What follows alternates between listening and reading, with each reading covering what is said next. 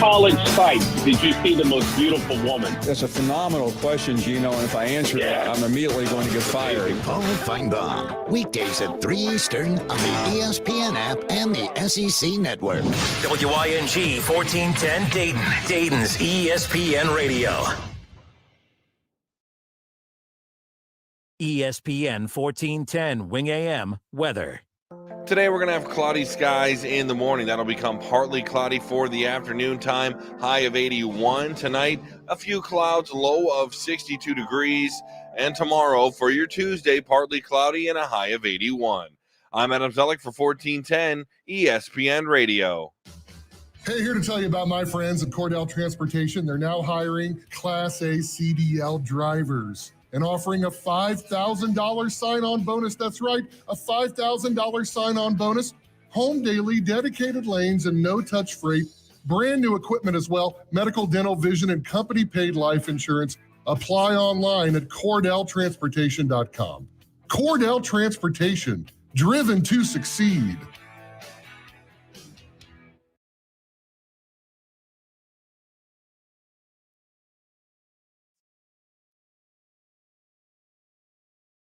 Points out, though, he's committed to Milwaukee. He has 4 years left on his contract. Texas wins the Little League World Series softball title, beating...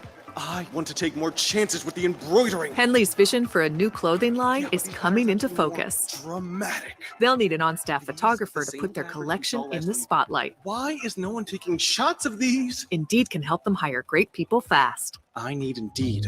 Indeed you do. You can schedule and conduct virtual interviews all from your employer dashboard. Visit Indeed.com/credit and get $75 towards your first sponsored job. Terms and conditions apply. That's the sound of a crack in the ceiling found at a home inspection. But with a Realtor by your side, a newfound leak might only cause minor worries. With their expertise, a Realtor can suggest a credit at closing and even connect you to a contractor to help you shore up that leak and alleviate your worries. When it comes to cracks in your plans, the expertise of a Realtor can make all the difference. The difference between an agent and a Realtor is real. Realtors are members of the National Association of Realtors. That's who we are.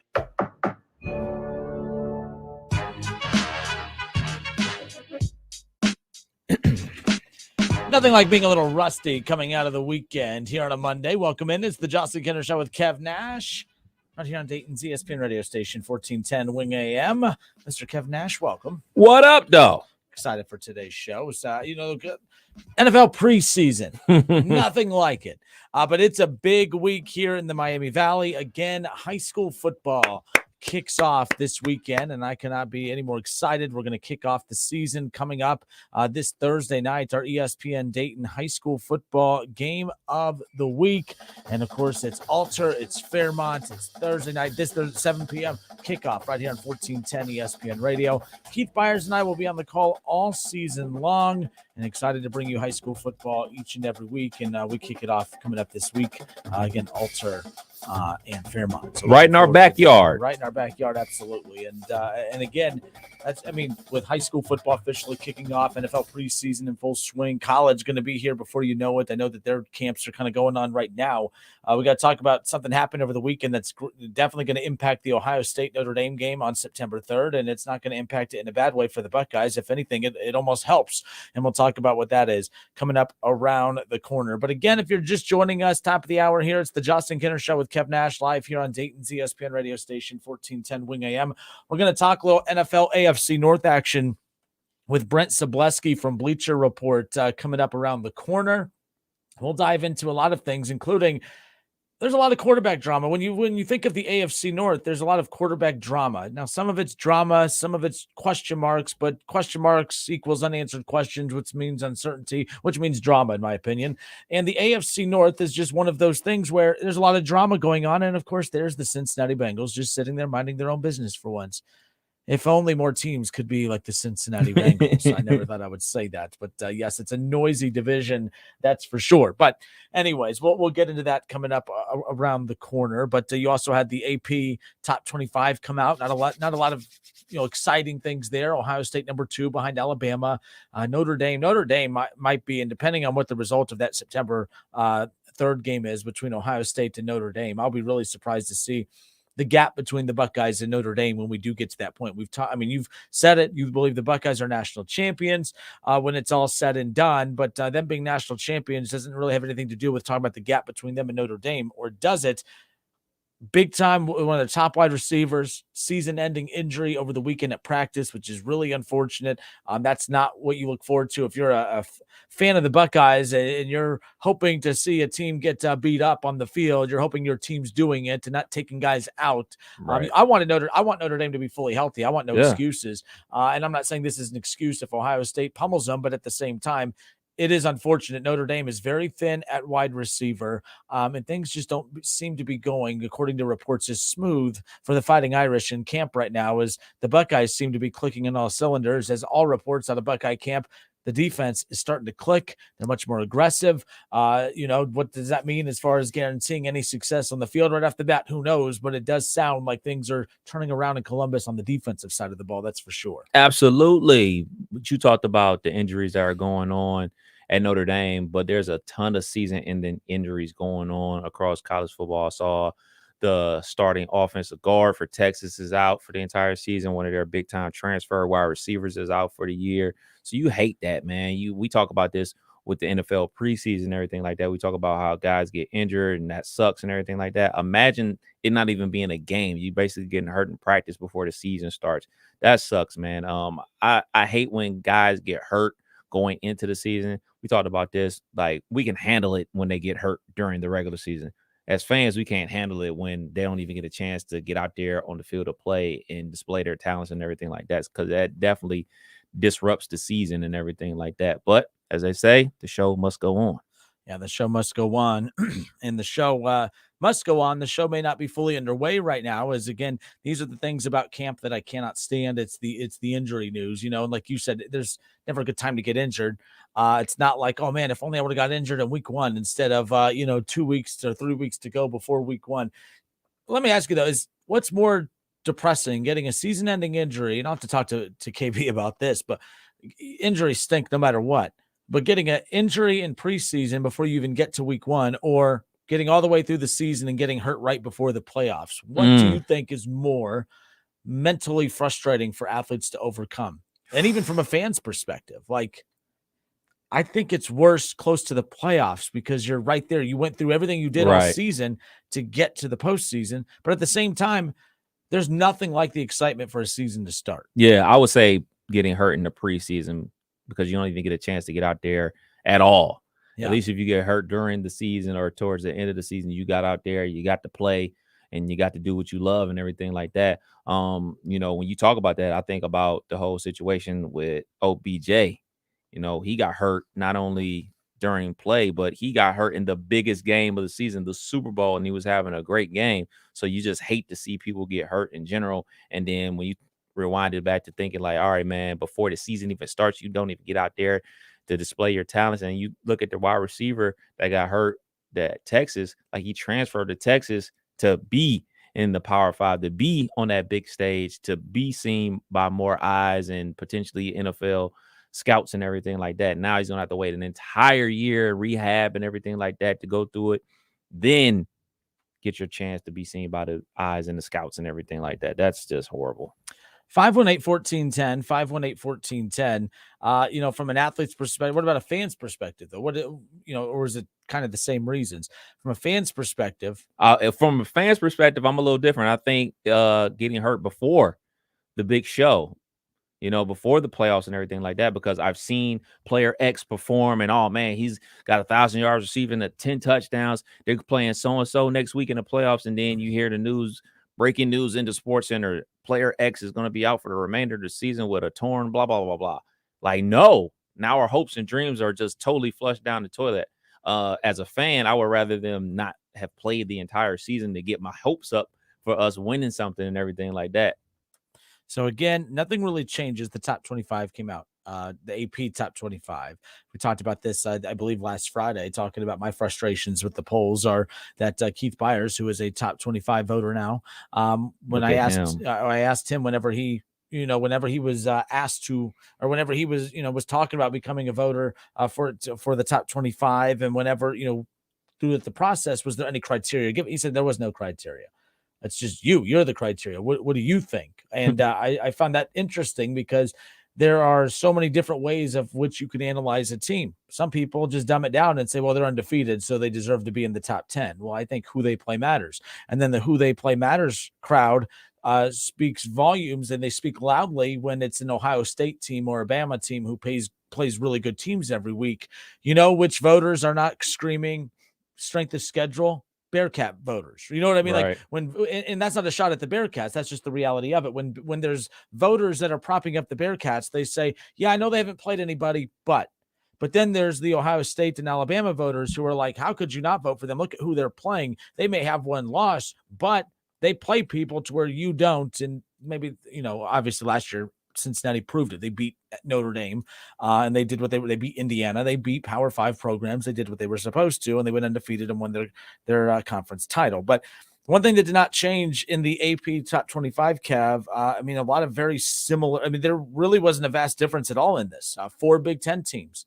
Still, it was your same Big Ten teams. You go down the list. Wisconsin comes in at 18, Michigan State at 15 compared to 14 in the USA Today Top 25 coaches poll. Michigan comes in at number 8 on the AP poll, but they're number 6 on the coaches poll. And then, of course, Ohio State at 2 and Ohio State at 2 on the USA Today as well. So Ohio State, Michigan, Michigan State, and Wisconsin round out your Big Ten teams. If you really want to count USC, more power to you. But they come in at number 14. But again, still surprised, no other Big Ten representation in there. Still no Penn State. Right. Usually if you have a quarterback that has a name that's recognizable, that's automatically gets you in the top 25. I am surprised. No coaches, no expectations for Penn State at all. We will have Phil Steele on this week to talk Big Ten football, by the way. I'm really intrigued to see not so much his outlook for Wisconsin, Ohio State, Michigan, and Michigan State. I'm curious, who's that team that's not getting the proper love here in the Big Ten that should be? We've discussed this in the past, but Penn State's always won. It's hard to count them out, but Purdue, they have quite a sneaky good roster right now that I don't think is getting the attention it deserves. The attention that it deserves, that if it was an SEC team, most people believe, they would definitely be getting the love that they're not getting right now being in the Big Ten. Yeah, we're talking a ton of Penn State because we're normally used to seeing them up there, but they've had a lot of guys not only leave transfer portal wise, but guys that are in the NFL and everything like that. And it seems like Sean Clifford has been at Penn State since the Reagan administration. Like, he has been there a long time. And, he's a Cincinnati guy, yada, yada, yada. But, what has he done during his time as a Nittany Lion that we can remember? Only thing I can remember from Sean Clifford is he basically ends up getting injured every single year. And then we're told, well, if he was healthy, ... Right. Which you could say that about any team that has one of their star players go down. But, we'll see. But again, when it's all said and done, 4 Big Ten teams in the preseason polls for the USA Today coaches poll and the AP poll. Same 4 teams out of the Big Ten, but most notably no Maryland, which isn't that surprising. We're not used to talking about Maryland as a top 25 team, but very similar to Purdue. Purdue and Maryland have a lot of similarities. Really talented quarterbacks that I think by the end of the year, you could be talking about sneaky good draft grades for them. When we get close to the end, and then explosive weapons on offense. And I think really what the question mark comes down to is defense and everything. But I think Penn State, Purdue, Maryland, good chance that 2 of those 3 could potentially be all in the top 25 mix when it's all said and done, but we shall see. But even if you added USC to the equation, Kev, like, this is the thing that, the Big Ten won the offseason moves, or I guess the what do you want to call that? Everyone thinks, Ohio State, they got USC and UCLA. They won. Well, they won from a revenue standpoint because they got the TV markets. But I don't know how much better the Big Ten really is with USC and UCLA. And what I mean by that is we assume that USC is a powerhouse coming over, but they look like they're trending in that right direction because of what they're doing in recruiting, and obviously having Lincoln Riley as head coach.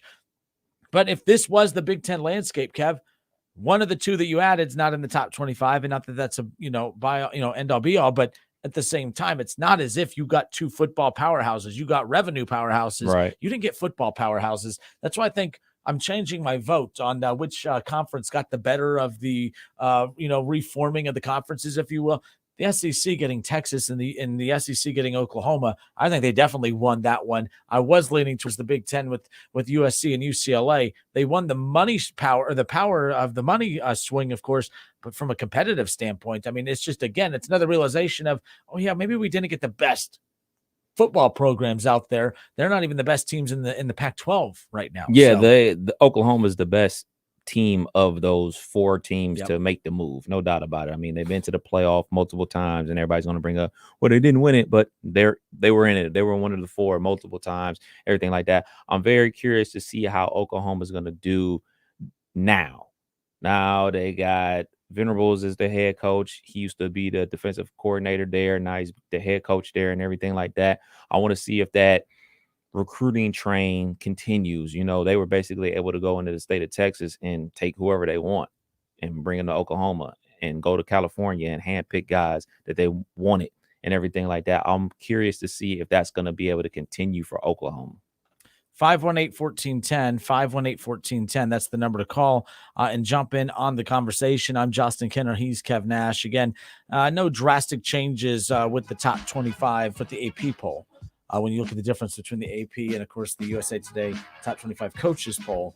But what stood out to me was it wasn't the teams in the top 25. It was the teams not in there. And this is actually one of the first times I've seen the AP in the top 20 in the coaches poll look very identical. I mean, everyone's within, a rank or 2 of one another. The Bearcats are off by 1 or 2. They're like 23 or something along those lines in the AP. But nonetheless, so we'll see. We'll see. Helmet shortages leading to canceled high school football games in the state of Ohio. Very interesting report that's really coming out of the Cleveland area that kind of caught my attention. Wow. We'll talk about that. Is that impacting the Miami Valley at all with some of the potential high school games this coming up week? We'll get to that around the corner. Also, like I said, Brent Sobleski, Bleacher Report, NFL Analyst. We'll talk AFC North action, Browns, Bengals, Steelers, Ravens, and more. We'll get to that coming up around the corner. NBA stuff even to dive into. Kevin Durant possibly retiring, or at least threatening to retire. How about Jason Wright? Now you're probably wondering, Jason Wright, Washington Commanders president, called out a reporter over the weekend and threatened access to the team, threatened to pull access to the team because of a question asked to Carson Wentz. Our team's wrong for threatening to pull access to their organizations if you don't say right or sing positive only things about them. We got a lot to get into. We got a jam-packed 3-hour show, including our talk with Brent Sobleski. Don't go anywhere. More of the Justin Kinner Show with Kev Nash when we come back.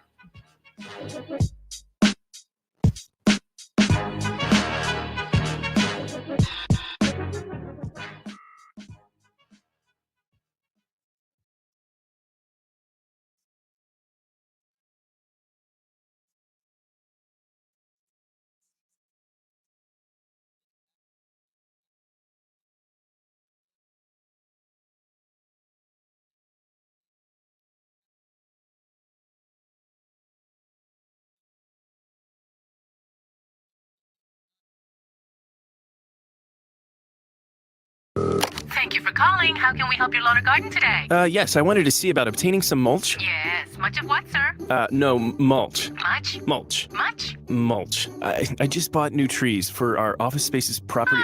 Let me put you in touch with our mulch expert. Hold, please. Let's face it, big box stores are not experts. Mad River Mulch and Topsoil is the area's leader for mulch, processed topsoil, garden mix, decorative gravel, and animal bedding at I-70 and Route 4 in Springfield and at madrivermulch.com. Unlock big savings with 11% off everything at Menards. Coordinate the look of your home with complementing finishes and styles from Schlag lock sets. Menards carries over 50 styles of interior and exterior lock sets. Check out our great selection to secure your home with a reliable, durable lock today and save with 11% off all Schlag lock sets. Good through August 21st. Savings are a mail-in rebate. Some exclusions apply. See store for details. Save big money at Menards. Yo, Pablo Torre here, host of the ESPN Daily Podcast. When you want to go beyond your feed, when you want to get inside the score, when you want to get behind the highlight, there's ESPN Daily. Go deeper into the stories of the moment. Get the exclusive access and insider perspective that only ESPN can give you. ESPN Daily, hosted by me, Pablo Torre. Listen and subscribe wherever you get your podcasts. Get in the zone, AutoZone. Welcome to AutoZone. What are you working on today? Starting trouble. No one likes that. We'll get you set up for some stronger starts. You might just need a fresh charge, and we'll take care of that free of charge. But if it is time for a new battery, we've got replacement batteries that'll fit your needs, starting at just $69.99.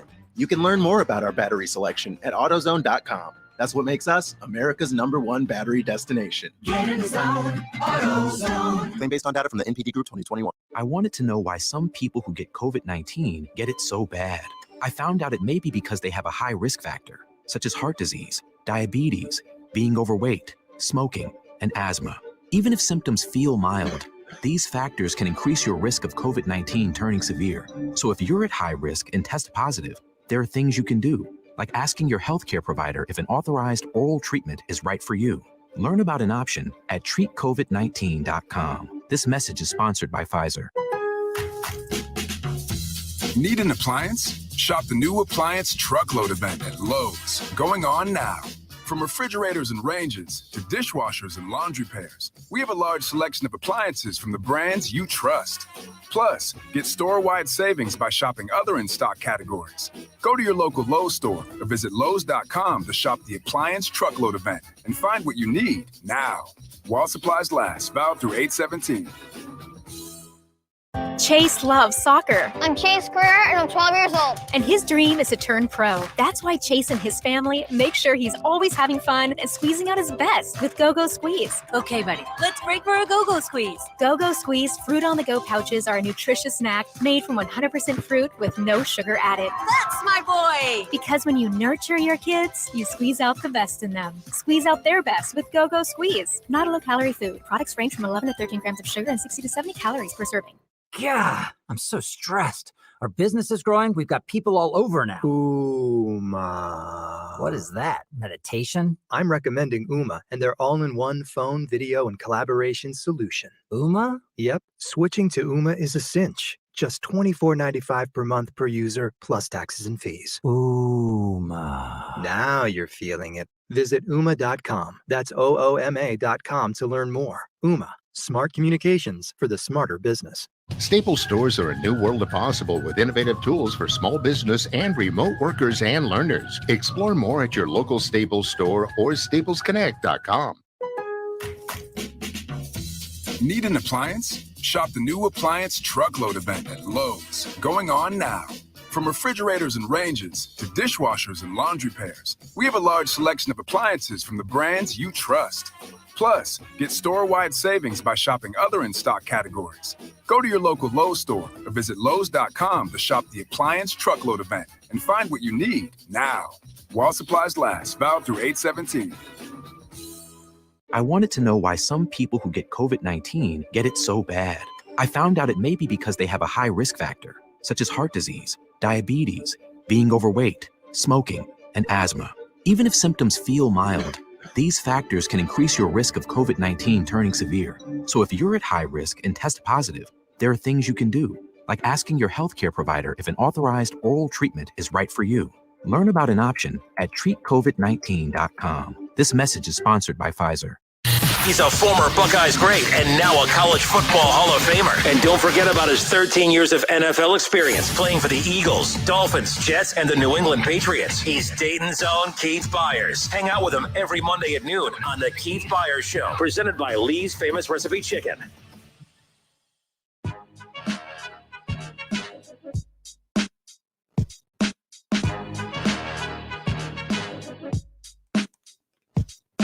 How about some weird baseball news that broke out on, what was that, Friday night? Yeah, Friday night. Tatis Jr. Suspended, Kev, 80 games, the final 40-plus games of this season and the first 40 of next season. And this is an organization that basically, talking about the Padres, that basically sold the farm. Yeah. Fernando Tatis Jr., again, the drug suspension. They gave up the farm to go out and get the big name from Washington, from the Nationals, and then they get him in, and now all of a sudden, what looked like a promising build to the postseason is now just a dark ending to the season and a dreary start to next season. they've put a lot of money into Tatis Jr., and this guy's made a lot of headlines over the last couple of months, coming back from an injury, by the way, after a bike accident. These are those things that in contracts, I don't know what they stipulate as far as what extracurricular activities you could take part in that aren't baseball related or work related, football related, basketball related for other professional sports. He goes down. They finally get him back. Everyone's excited because they're going to get the whole group back together or together for the first time. And then guess what, Kev? He gets served with that suspension. It's going to cost him it's going to cost him $2.86 million and a lifetime of credibility, basically at this point. It's insane. Darren Rovell tweeted out that the damage of the price to his baseball card could hit $100 million. Man. Isn't that crazy? I don't get into cards that much. Not since I was a kid with Pokemon cards, but I'm not a big baseball card collector or card collector at all. There's some serious money there, but that caught my attention. I mean, just the suspension alone can, because of the damage of his reputation, can, hit the cost of his card significantly. That's insane to me. Big money. And not only he's going to be losing big money, people that have his card, and now the Padres are left to deal with this situation and everything like that. Like, they had hopes of winning it all this year. They putting together the big three out there with some dudes that can really rake it and everything like that. This is a total damper on that whole situation. And then you talk about the credibility. We've seen the credibility that baseball hammers with guys that get popped for PEDs and everything like that.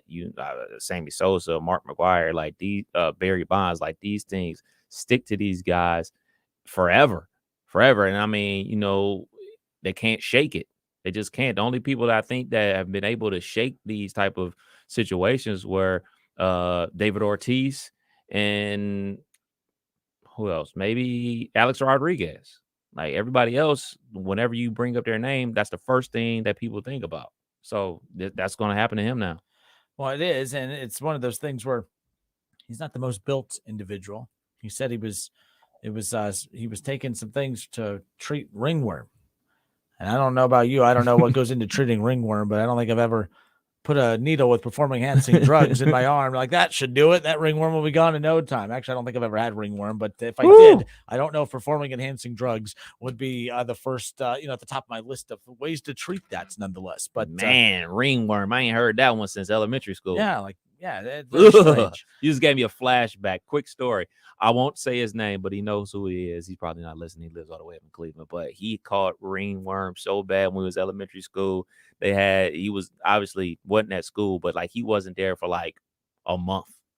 He missed school for a month. It was so bad. Yikes. Should have caught COVID. You wouldn't have to go for 2 months. Yeah.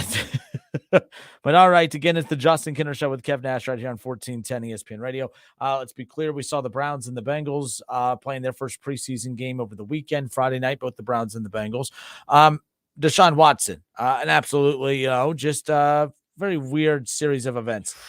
I think he completed one pass, overthrew a couple. It was very Baker Mayfield-esque at times. But look, I'm not defending Deshaun because the bottom line is I heard a lot of people say, well, you got to understand, like Browns defenders. I'm a Browns fan. I'm a Browns defender. I'm not defending Deshaun in this situation. And by the way, it is preseason. It doesn't matter. I do laugh, though, like if the good quarterbacks out there have a rough preseason game, no one says, well, that was about as worst, a horrible start as you can ask for.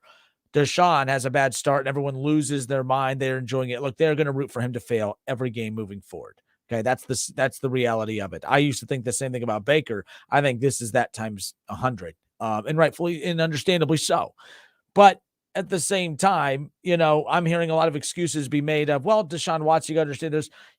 Kenner, come on now. You're a Browns fan. He has a lot on his plate. He has a lot on his, on his mind. And you think that that's going to go away? You think that the pressure of playing in the NFL with all the eyes and ears and reports on him and everything he's been involved in, you think that that's not going to be something that the opposing teams that fan bases will be booing and raising hell for every time you step foot in the stadium in the National Football League? The bottom line is look, it's a preseason game. I don't think that's why he had a bad performance over the weekend. But if you truly think that that's why he performed poorly is because, all the pressure, that pressure is going nowhere. It's not going anywhere this year. And if he's suspended for all of this year, it's not going anywhere next year when he comes back or the year after. So bottom line is you made the bed, you got to lay in it. And I don't want to hear, I don't want to hear it. If it's injuries that are leading to issues, I can accept that. That's not the case here. This is as simple as maybe it is too much for him to overcome, which I'm not going to say that after one freaking preseason game. I thought it was a very dramatic response from media and fans to pile on his overthrow. Who cares? It's preseason. My goodness. That's what these preseason games are supposed to be meant for. There are guys who had great games that it doesn't mean squat. Kenny Pickett threw 2 touchdowns over the weekend. Hall of Fame. Hall of Fame, right? Yes, thank you. Mason Rudolph threw a touchdown. Hall of Fame. Should he start over Tom Brady? All right, should the Bucs trade for him and get rid of Tom Brady because, well, Mason Rudolph threw a preseason? No, it's preseason. That's what you would say. If this Browns debacle didn't exist and we were overreacting to Kenny Pickett's preseason performance, which we'll do in a moment, you would be saying it's preseason. But Deshaun performs poorly in preseason, and oh my God, could you believe how he looked? Oh my gosh. So you could only play poor. You don't play well in preseason. You only play poorly in preseason. Is that how this works? I don't know. I'm not defending Deshaun. I'm just laughing at the boobs who continue to sit there and just overanalyze a couple of throws from Deshaun Watson that mean absolutely nothing. The only thing I was critical of was those saying, well, he has a lot on his mind. Yeah, that's not going anywhere anytime soon, though. Yeah, he's going to have a ton on his mind. And the whole reason to get him out there is to try to knock the rust off. Like, he hasn't played a real quote unquote football game since what? 2020. 2020? Was it 2020? January of 2020. So it was technically the 2019 season wrapping up in 2020, not the 2020 season. So yeah, he hasn't played a real NFL game in years. And of course he's going to be high. And no matter how much you practice in a practice setting, it's not still the same as game speed, especially when you're practicing against your own teammates. Like, your own teammates aren't out there trying to kill you. Well, in the NFL game, they are trying to kill you. They're trying to knock your head off and everything like that. So, yeah, the passes are going to be high, or you're going to throw a dirt ball and everything like that. That's cool. Like, it is what it is, trying to knock the rust off. As far as the feeling the pressure or feeling the hearing the boos and everything like that, that's all you, bruh. I got nothing for you, because these are things that you kind of brought on yourself, so there's no defending that.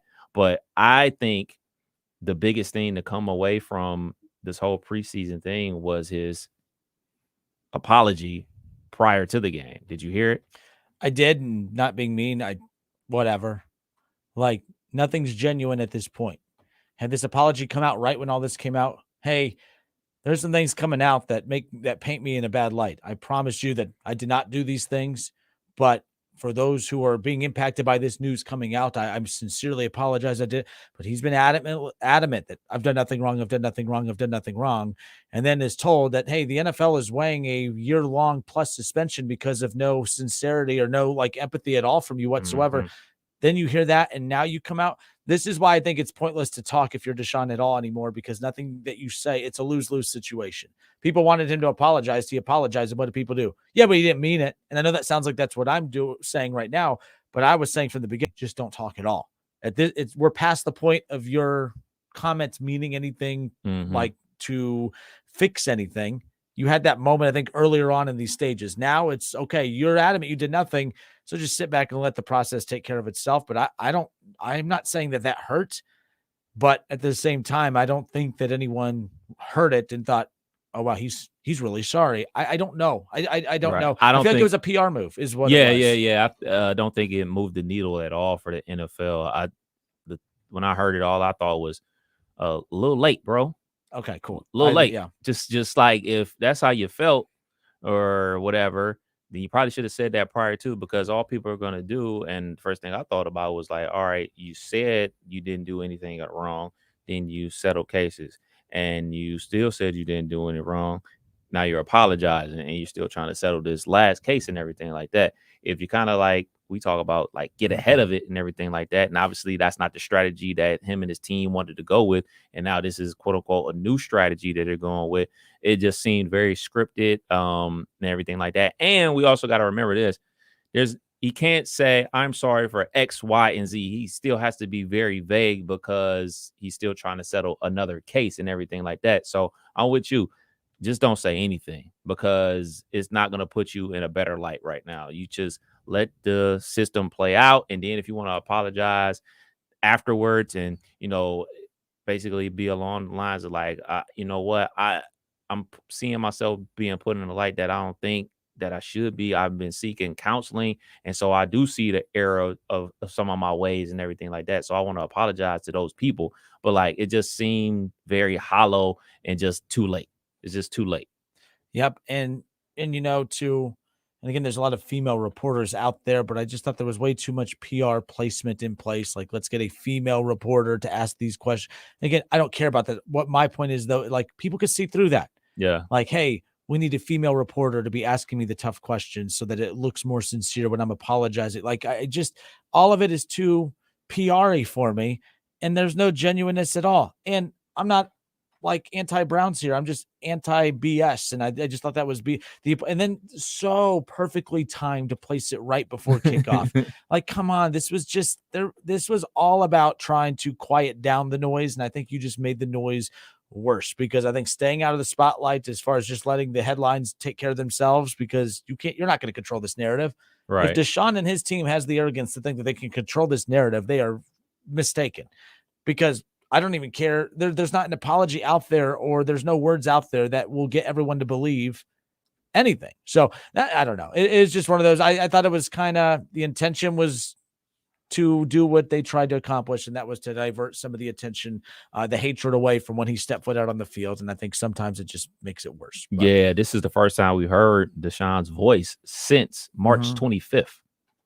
So he's in a difficult situation. He can't go up there after every practice and, have the media scrum and everything like that, because we all know what the questions are going to be about and everything like that. But shoot, you look at all the other quarterbacks across the league, like they get a microphone stuck in their face after every single practice and answering questions. And this is only the second time we've heard the Browns' future starting quarterback's voice twice since he's been there. So it's just odd. It's an odd situation, and we're going to see how it plays out eventually. Indeed. So the big debate every year at preseason time is, should you play your starters or should you not? Friday, I said, well, I don't think you should hide from injuries. Football is a part of it. Whether you're playing in a preseason game or scrimmaging against your own defense, injuries are bound to happen one way or another. And there was a big injury to a starting quarterback in the National Football League over the weekend. They may have avoided a huge scare, or did they? We'll talk about a significant injury that happened to a quarterback over the weekend for a team that has a lot of expectations coming into 2022. And with that being said, does that scare your team away from playing starters in the preseason? What about Joe Burrow and the Bengals? Joe Burrow, by the way, out on the field 7-on-7 today, so that's good to hear as he's progressing and getting back out on the field just in the, at the right time. But should Joe Burrow take any snaps at all in the preseason? We'll talk about what happened over the weekend, if that'll have an impact on that, coming up when we come back. Don't go anywhere.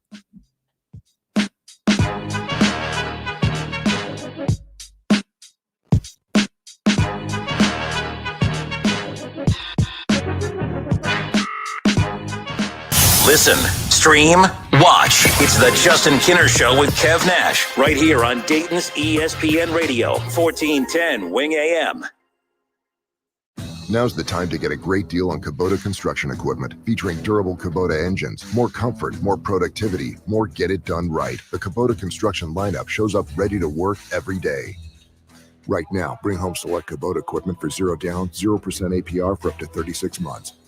Now through September 30th. See us or go to KubotaUSA.com for more details. See Columbus Equipment Company, 7570 New Carlisle Pike in Dayton.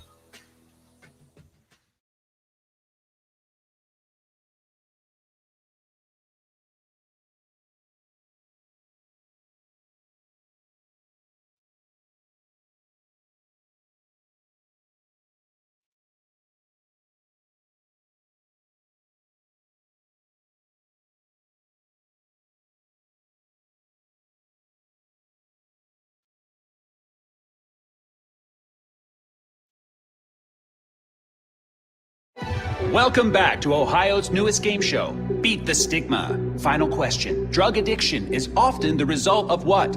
A, genetics, B, mental illness, C, traumatic experiences, or D, all of the above. Beth. E, none of the above. There's no E. Ooh, changing my answer to because they don't know right from wrong. That's a stigma, and that's what we're trying to beat. I'm sorry, you did not beat the stigma. Ohio, challenge what you know about addiction at beatthestigma.org. Nobody protects you from mayhem like Allstate. I'm a really big tree near your garage. Now, I'm a really big tree on your garage and car. And if you don't have the right insurance, the cost to fix this could leave you wishing money grew on trees. So bundle your home and auto with Allstate to save up to 25% and be better protected from mayhem, like me. Based on coverage and limits selected. Savings vary, subject to terms, conditions, and availability. Auto prices vary based on how you buy. Allstate Bar and Casualty Insurance Company and affiliates, Northbrook, Illinois. I want to take more chances with the embroidering. Henley's vision for a new clothing line is coming into focus. Dramatic. They'll need an on-staff photographer to put their collection in the spotlight. Why is no one taking shots of these? Indeed can help them hire great people fast. I need Indeed. Indeed you do. You can schedule and conduct virtual interviews all from your employer dashboard. Visit Indeed.com/credit and get $75 towards your first sponsored job. Terms and conditions apply. Hey, here to tell you about my friends at Cordell Transportation. They're now hiring Class A CDL drivers and offering a $5,000 sign-on bonus. That's right, a $5,000 sign-on bonus. Home daily, dedicated lanes, and no-touch freight. Brand new equipment as well. Medical, dental, vision, and company-paid life insurance. Apply online at CordellTransportation.com. Cordell Transportation, driven to succeed. Did you get the Clement Horizon clean last night? I don't want another barnacle incident. Where's Ivan? Kiki's head of docking operations just jumped ship. What do you mean he's sailing around the world? She needs a new marina manager to help keep her head above water. Yeah, the tide's perfect, but we are slammed. Indeed can help her hire great people fast. I need Indeed. Indeed you do. You can schedule and conduct virtual interviews all from your employer dashboard. Visit Indeed.com/credit and get $75 towards your first sponsored job. Terms and conditions apply. Hi, I'm Flo from Progressive. Being a baseball fanatic like me can be stressful. It's not all sports points and touchdowns. So Progressive is going to help you take your mind off your team for a moment. Instead of thinking about how they missed that goal point score, think about the Name Your Price tool from Progressive, letting you choose coverage options based on your budget, unlike your team that missed the end zone net area. Well, anyway, hope this distraction about Progressive's Name Your Price tool was helpful. It sure kept me from thinking about all those penalty balls. Yay, sports! Progressive Casualty Insurance Company and affiliates. Price and coverage match limited by state law. Listen to this station anytime, anywhere on Odyssey. Odyssey is your new audio home for all the music, news, sports, and podcasts that matter to you. Odyssey. That's AUDACY. At the Montgomery County Veterans Service Commission, we help veterans and their dependents navigate the process of applying for benefits administered by the VA. We can assist with VA claims, pensions, and a variety of benefits, including emergency financial assistance, transportation, and legal services. If you are a veteran or a spouse of a veteran, a wide range of services may be available to you, always at no cost to the veteran. We are honored and proud to serve all Miami Valley veterans. Contact us today at 937-225-4801. With Discover, you can redeem your rewards for cash in any amount at any time. Learn more at discover.com/redeem rewards. Terms apply. Yeah, I'm so stressed. Our business is growing. We've got people all over now. Ooma. What is that? Meditation? I'm recommending Ooma and their all-in-one phone, video, and collaboration solution. Ooma? Yep. Switching to Ooma is a cinch. Just $24.95 per month per user, plus taxes and fees. Ooma. Now you're feeling it. Visit Ooma.com. That's OOMA.com to learn more. Ooma. Smart communications for the smarter business. Rock Legends, sponsored by O'Reilly Auto Parts. How did the band Toto get their name? Well, it started as a temporary title after the band members watched The Wizard of Oz, and then there was no turning back. We got our contract. It said Toto on the contract. We didn't have any more time to change our name. The name didn't help, I don't think. It's easy to pick on a band called Toto. Think O'Reilly Auto Parts for all your car care needs. Get the parts and service you need fast from the professional parts people at O'Reilly Auto Parts. Hey everybody, it's Stephen A. Smith, and everyone knows my feelings on Cowboys fans. But really, Justin Kenner, you're a Cowboys fan and a Browns fan? Good Lord have mercy. I don't know what the hell to do with y'all. I really don't. It's the Justin Kenner Show with Kev Nash. Weekdays from 3 to 6 p.m. on 1410 ESPN Radio.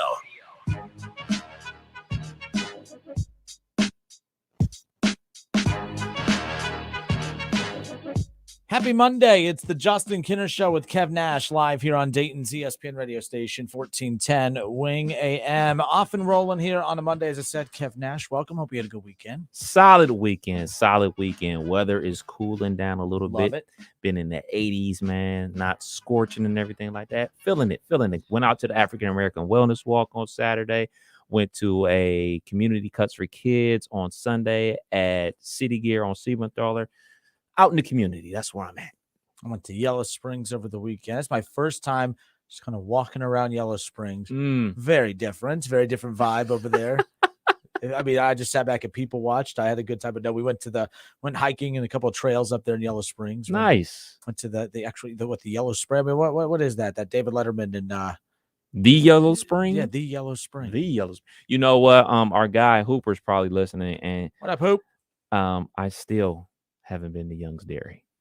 Remember we were having that conversation with him? He was so mad at me. Went out there one time to pick a pumpkin. The wife made me go. I was like, whatever. We're the two most indecisive people in the world, and there's a field full of thousands of pumpkins. I said, yeah, go pick the one you want. I'm like, what? This is why? Whatever. In the name of love. Bonding. It's bonding. Yeah, it's bonding, man. We wouldn't be where we're at today if it wasn't for that trip to Young's Dairy to pick a pumpkin, I tell you. But nonetheless, that time of the year is coming up, by the way. Oh, goodness. High school football kicks off this week. Let's get it on. I'm excited to talk about that coming up here around the corner as well. NFL preseason officially kicked off this past weekend, and the Bengals and the Browns, we got to see our first glimpses of both those teams, of course. And look, with preseason, there's always a lot of the same boring talk when it comes to, starters versus not starters. You have the Rams, who they do not have any interest at all in, of course, playing any starters. And it's fine. They won the Super Bowl last year. Who are you to argue with that? Then you have teams like the Chiefs, who were basically a McPherson field goal away last year from getting to their third straight Super Bowl, who they do play their starters in the preseason. So there's no right or wrong way to do it, but there's always a riskier way. There's always something that you're risking whenever you try to play guys during the preseason. We saw a little bit of the starters for the Browns and a few of the starters for the Bengals over the weekend, but no significant guys got some serious time. I tell you what, the name that I was most impressed with the Browns from over the weekend, how about Jerome Ford? Yes, sir. The Browns, they just seem, and again, I don't know if Jerome Ford's legit. He just looked legit. He had that burst. He found, if there was a hole, he zipped right through there. He broke a few tackles, but again, 10 carries, 57 yards and a touchdown. I thought that he was impressive. And this is a team that has Dearness Johnson. This is a team that has obviously Kareem Hunt and Nick Chubb. You have 3 running backs. You might have 4. You might have 3 or 2, depending on, the trade value of what these guys could bring to the table. But I think that when you pay a quarterback like the Browns just did, there are certain positions that you don't marry. And I know the Browns married Nick Chubb, but Nick Chubb is a different kind of running back. Like, you know what I mean? I think he's a not a generational running back, but he's a back that comes out once every 5 years. You know what I mean? It's rare to get a guy like that. There's a lot of Kareem Hunts in the league. All right, they bring value. You want to keep them. The Browns held on to him because they had the cap space to do it, but he wants out because he wants an extension.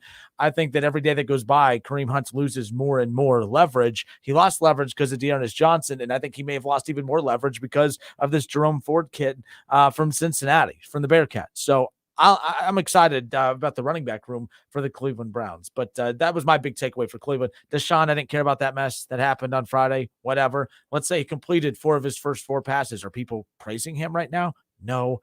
I didn't really care about any of the stuff with the Browns over the weekend, except for what I saw from Jerome Ford. Speaking about Jerome Ford, the biggest thing for me that I saw, 4 catches for 40-plus yards.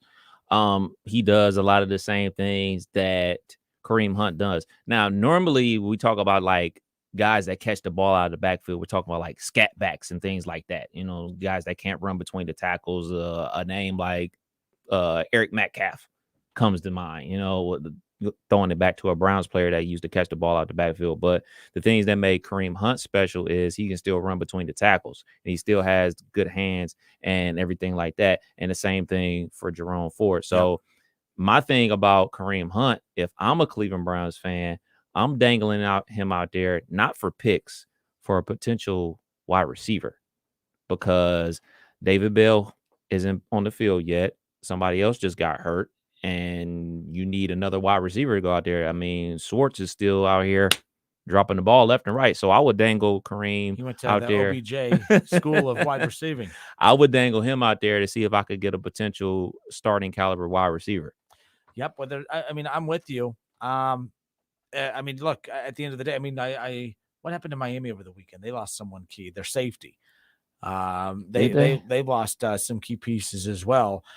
So if you have to, they have depth in the secondary. If you have to provide Hunt and another safety or a corner, a defensive back, if you need to provide Greedy, if you hand out Greedy Williams and Kareem Hunt to be able to go get a Waddle or somebody, then more power to you. But the second that they went out and got Hill, Waddle is not going to be a guy that they're going to financially invest in, but I think who knows what's going to happen with the Browns. I think they're more worried about the quarterback situation than they are receiver. They'll turn their attention to that when that time comes. All right, the Cincinnati Bengals, Kev, 36-23, the loss to the Cardinals. So what? Look, preseason results don't matter. Did you get a chance to watch any of that game? I did not. I saw none of that game. So there was really nothing in there one way or another. There was no way. Bengals fans, am I wrong?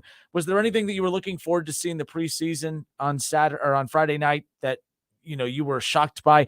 And that's not a shot at the the cool thing is the Bengals are the most boring. They're the most exciting, boring team in the AFC North right now. And what I mean by that is they're the most exciting because we know what the hell they have with their main core. All right. With Joe Burrow and, Jamar Chase and T. Higgins and Boyd and Mixon and the new weapons they have on the OL. They're primed for the regular season. We know that. That's why they're in no hurry. Collins is being eased back. Kappa's being eased back. Joe Burrow, I believe, was involved in some 7-on-7s earlier today in Bengals camp. He's being eased in. These guys are in no hurry to get out there, nor should they be. I'm all for the Rams' approach of, let the preseason be the preseason. Let it provide you what your team needs. Not every team should have the same approach. Right. There are some teams like the Bengals who, in my opinion, outside of maybe getting some chemistry figured out with the new offensive linemen, outside of that, I don't think anyone on the offense or defense really needs to risk any significant injury in a meaningless preseason game. So that's fine. I do believe the Browns need to get some guys out there to figure out, whether, Deshaun obviously not going to be the QB in 2022, which we'll talk about that with Brent Sobleski coming up around the corner, but with a Bleacher Report, NFL analyst, by the way. But it's one of those where you need the timing rights. I think that right now the Browns not really giving as much attention to Brissett and those guys I thought was a mistake. Mm-hmm. I don't understand what's going on there. Like I said, there's part of me that feels like the Browns are telling you Brissett is not the guy to be the starting quarterback this upcoming season, even though he's next up on the depth chart. It's going to be interesting. Dobbs got a lot of time the other night. But so I was reading that Brissett is going to be getting all the number ones going forward. And Deshaun is going to be getting into twos. And but what did that accomplish? That's what's weird. No, and I've heard the same thing, but I'm just saying, it's just why didn't they just do that off the rip? Beginning. I think they were trying to figure out, or maybe they were going to think they were going to escape with this 6-game suspension. Real quick to go back into the Yellow Springs conversation. I hope everyone had a great weekend, by the way. Damon Hahn said, Young's Dairy is my wife's favorite place to go. Little ADD, just, moment here. Apparently I need to go. So Damon Hahn approves. Keith Tolliver. What up, Keith? Says, I also went to an African-American wellness walk in, but it was in Columbus. Okay, yeah. My buddy DJ Opeasy spun up there. He says people watching in the Springs is definitely entertaining. Apparently, I need to be there. Ron, of course, bringing his wisdom to the conversation. Did you get any hippie lettuce? Ron, what is wrong with you? It is the YS. Keith Tolliver also said, my grandkids called Young's the goat place, is what he said. Ann Anderson said, Justin, how long have you lived in the area and never spent significant time in Yellow Springs? I love this response. She goes, from someone who lived through the 60s, you have no idea. Oh, man. So she loved that. She loved the as Ron said, the hippie lettuce. And are you a fan of the hippie lettuce? Just saying. Apparently, I'm missing out on Yellow Springs. The only time I've ever been to Yellow Springs is a good friend of mine, Jay Rand. He went to Yellow Springs High School, and he also coached basketball there. So he would get the keys to the gym. We have open runs and everything like that. But other than that, never really hung out in the YS. What up, Brad Mays? Brad Mays says you got to go to the Big Rock. There's a big rock on one of those trails. Whatever the trail is that has the Yellow Spring there. Okay. I don't know the name of it, but they had that big old rock. Me and a couple of my buddies went. My wife went with us as well. We all tried to get on the rock. 2 of us were successful. My fat ass couldn't make it up the rock. Oh, no. I know I'm unathletic. Now I definitely need to go. But no, I was pissed at my friends. I'm like, listen, you don't have to put me in spots to prove that I'm unathletic, making me climb rock walls, making me climb a big old round rock. I mean, there's nothing more embarrassing than my Winnie the Pooh looking ass just holding on to a rock, trying to climb the dang thing. Nonetheless, it was nonetheless. All right, back to the sports side of things. But thank you. I hope everyone again had a great weekend. Damon, Brad, you'll like this. Damon Hahn says, next time you go to Yellow Springs, check out Haha's Pizza. We did check out Yaha's. We did check out Haha's Pizza. Pizza, that's always a good thing. So. Ann Anderson said, definitely part of that hippie movement. You name it, I tried it. It's lit. Good for you, Ann. Good for you, Ann. Okay, now back. Let's see.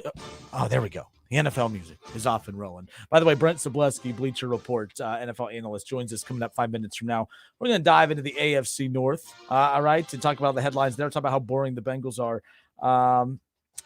Facebook user. I don't know what Facebook user you are. That's weird that it just pops up as Facebook user. I thought some guy had a weird account on here, but this Facebook user, Peaches, is a good place to try. I don't know. Was that a joke?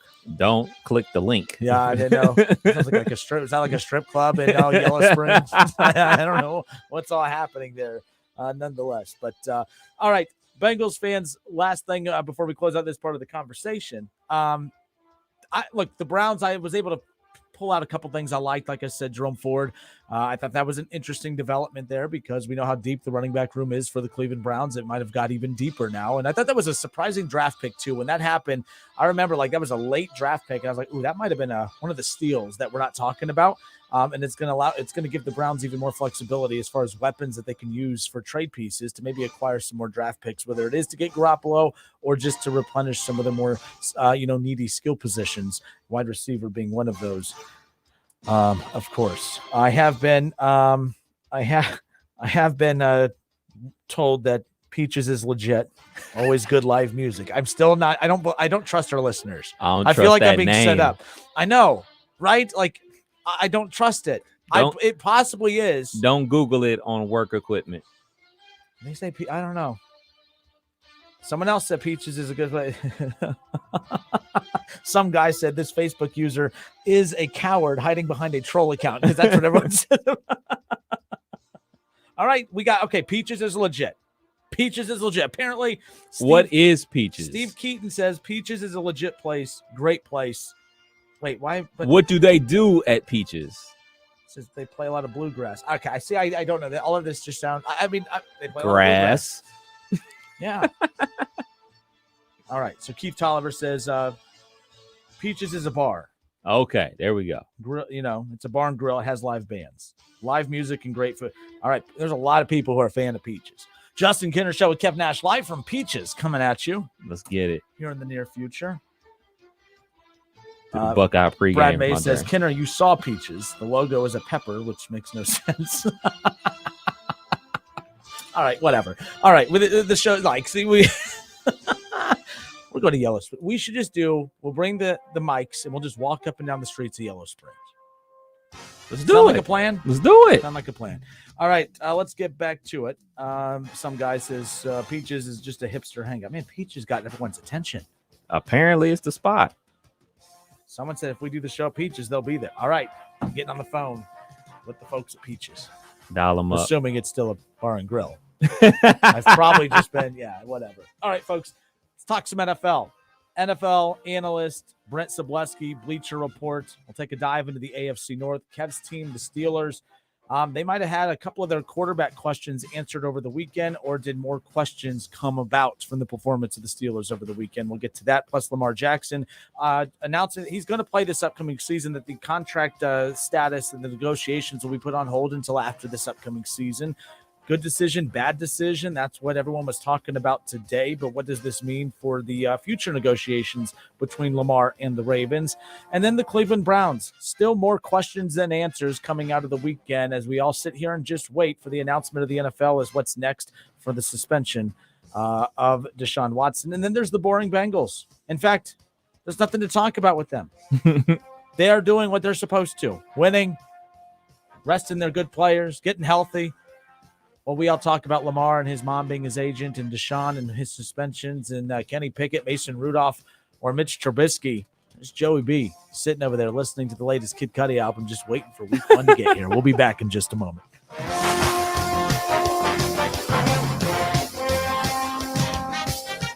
The Justin Kinner Show with Kev Nash. Presented by Brad Mays with Home Experts Realty. Weekdays at 3 p.m. on 1410 ESPN Radio. Staples has everything for school at great prices. So this year you won't go back to school. You'll be ready to move forward and build that papier-mâché volcano. I am not cleaning this up. Ooh, yeah, I meant the kids. Staples will help them move forward. Right now, Crayola 24-count crayons and 4-ounce Elmer's glue are just 50 cents each, and 1-inch binders are only $1.99. Everything on your list at amazing prices. Staples, we're not going back. We're going forward to school. Ends 8/27 in-store only, limit 30.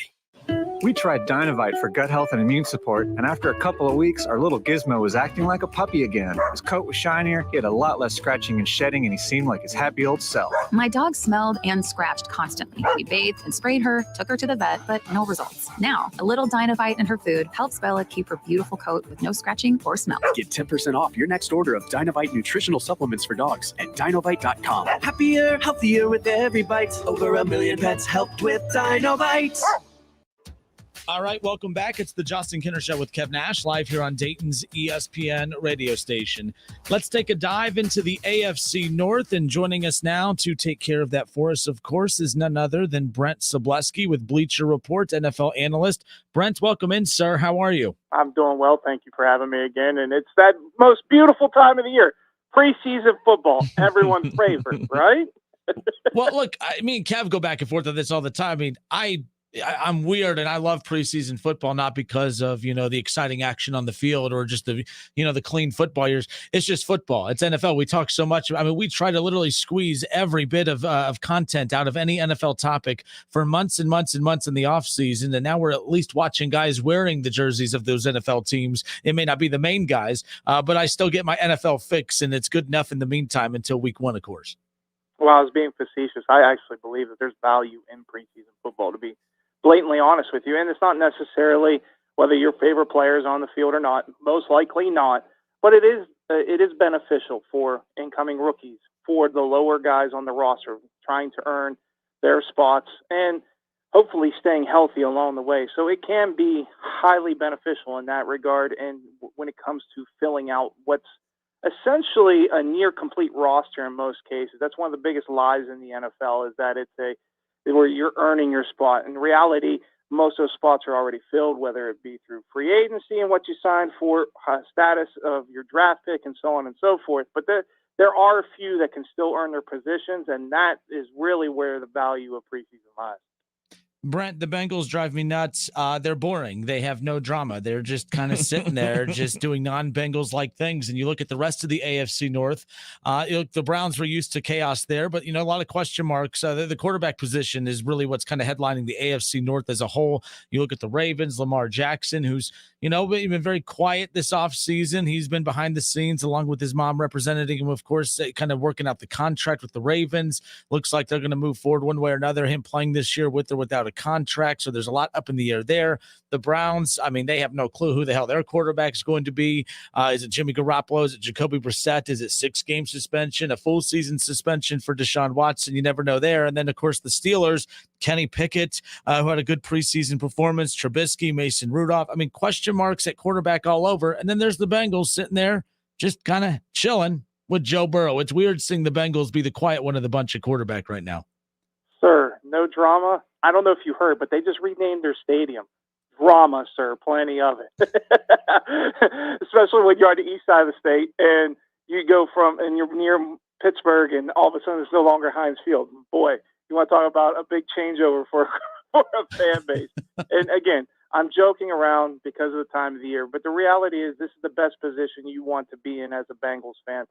You don't need the drama. You don't need all the extra activities. You don't need to worry about this player, that player. You're building one of the best young rosters in football, and it's primarily due to Joe Burrow because of who he is as a quarterback, based on where he can go as a truly elite signal caller, one of the top 3 or 4 in the entire NFL. Is he there yet? Not quite, but he is very well could be by the end of this season. And they've done the right things this offseason, particularly, and this is something we discussed at length last offseason, and people came back and killed me for it because of how well Jamar Chase played. But the reality was they didn't properly address their offensive line.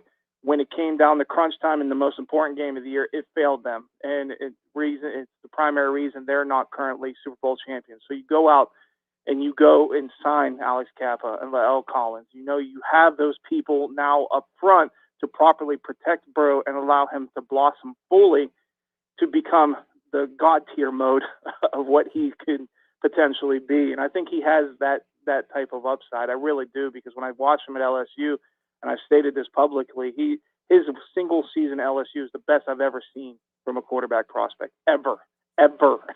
Now, it's only 1 year, but at the same time, that's pretty special, and I think that's where they're moving towards. I will say this. There is still that bit of drama in Cincinnati you may be overlooking when it comes to Jesse Bates, right? And I know they're preparing for the future, and what's really interesting is from where I started this answer to where I am now, it all comes full circle. There's a reason you're renaming your stadium. There's a reason you're becoming more modernized. There's a reason why you're setting things up long term, and it's because you need to pay Joe Burrow in the near future. You may not pay a Jesse Bates, but you're definitely paying your quarterback, and it all goes hand in hand. Speaking about another quarterback in the AFC North, Lamar Jackson, and the whole contract situation, where do you think this thing plays out? Do they get it done before the season starts? Well, he stated now twice publicly that there's a deadline. First time he did so, he didn't say exactly when. This time, it's the beginning of the season, which generally is. And we know deadlines spur action. In this case, it's very simple. Look, you have a former league MVP, a young quarterback coming into his second contract. We know how the quarterback market works, and then you just basically have to use the Deshaun Watson deal as an example. Now, Kyler Murray got slightly more, but about $70 million less guaranteed. It's going to be that guarantee that's really the hang-up, but in Baltimore, it needs to get done. He's your guy. Not only is he your guy, but you've built the system and the entire franchise around him, which is fine. I know some people still don't believe in Lamar Jackson, but he's proven them wrong time after time after time, and they'll point to the league finally figured him out, and look at him last year. Well, you're not taking into account his entire offensive line was decimated, top 4 running backs weren't playing, they didn't have help at wide receiver, and so on and so forth, and he was still on track to set new career highs in all the passing statistics. So he's your guy. Get it done. You have the framework between Kyler Murray and Deshaun Watson to really set him up long term with his new contract. What's the buzz around the league about the whole situation with his mom representing him instead of a full-time agent? Well, it's died down. It was more of a issue initially than it is now, and I understand people will argue that a agent has your best interest and they know how to work some of these massive deals, right? That's a little different than a rookie deal, which is slotted in the NFL based on the last collective bargaining agreement. But they've been very comfortable in this. They've been very consistent. He's been very patient, and it should reward him long term. It's pretty straightforward, particularly with a quarterback. Despite the immensity of the money we're being discussed in this situation, whether you're talking 235, 240 million total, you know what the basic language is in these deals, which is why we've had so much conversation about Deshaun Watson's deal, how it could potentially vary compared to other contracts, but that's neither here nor there. Get the numbers in line. Keep the offset language similar to what you would normally hand out to any other player, and it'll get done. So to me, it's not that big of a deal. In fact, if anything, I feel that Lamar and his family have done well for himself just by being patient, just by putting him in a position where he can use the leverage that we've seen on this offseason's contracts and really set him up for the long term. Brent Sobleski, NFL Analyst, Bleacher Report with us. Obviously, you talked about the guaranteed money aspect of Lamar contract being the main, sticking point, most likely behind the scenes. But I think that, we talk a lot of Bengals, Browns, AFC North as a whole here. I think the Bengals fans really need to be sitting back and watching the Ravens' decision with Lamar. Is Lamar's contract the most influential as far as the direction of which Joe Burrow's camp will go in a year from now when the time starts for him to start working out his deal? And how aggressive do you think the Bengals get it done quick? If we fast forward a year from now, I mean, how do you see this playing out? Because the Bengals have been a much more progressive franchise over the last year and a half. So using years past examples to define what we think they're going to do moving forward may not be fair here. What's your gut telling you about how the Bengals are going to handle this Joe Burrow thing moving forward? Name your price. Let's just get it done. Or is this going to be a drawn out thing like what we're seeing with the Ravens and Lamar, in your opinion? Well, I don't think it's necessarily name your price, let's get it done. And we all know that the quarterback market operates separately from everyone else in the NFL. It's not necessarily who's the best at the position, it's who's next. And I'm not trying to do a Goldberg impression here, but it's just the way the market tends to fluctuate when you look at, yes, you have Patrick Mahomes, who has the highest overall value with his deal at $450 million. But if you compare that to what's coming through the pipe now, the guarantees are very different and how the structures are as well. And I would still point towards Deshaun Watson as being the most influential. Yes, we've had guaranteed contracts when it came to Kirk Cousins for a much shorter a period. When you look at Watson's $230 million fully guaranteed, that's a big number, and that's the number that ownership and agents are going to look at most often. Kyler Murray did not get that much, as I mentioned, $70 million less in guarantees. But here's why that's important, why I bring that up. Kyler Murray negotiated that deal during his very first window through his rookie deal, meaning based on the way that the NFL collective bargaining agreement currently is, a rookie cannot negotiate or renegotiate an extension until after his third year in the league. Now, most first-round picks, obviously, you have year 4, and then you have the fifth-year option as well. Joe Burrow, obvious candidate to be automatically pick up the fifth-year option next offseason. The reason why I state that is this: when you start those negotiations after year 3, you are essentially still 2 years left on your contract. Thus, the team has a little more leverage than it would if you were going into a free agency year. Because of that, you may not be able to negotiate a fully guaranteed deal or more than $230 million guaranteed, whatever the number becomes. I think Cincinnati wants to get something done. I think they would get close to that. But based on how they've operated and what we've seen through Mike Brown's tenure, they are a team that does not hand out huge guarantees, just in general. So Burrow needs to be done. They would be smart operating practices to do so, but I wouldn't expect him to get as much guaranteed as Watson is. And that's, to me, that's the shelf of where a lot of these quarterbacks coming up through the ranks and the new deals are looking at. And Mike Murray, I think that very much could be around where Burrow settles. I know Kev's going to ask a Steelers question here coming up, but I wanted to feed off your Bengals comment one more before switching gears to the Steelers. But, in the near future, what is the most likely combination of these three that we could see in Cincinnati? Joe Burrow and T. Higgins, Joe Burrow or Jamar Chase, or Joe Burrow, T. Higgins, and Jamar Chase? I bring it up because both those receivers are looking at the wide receiver market right now.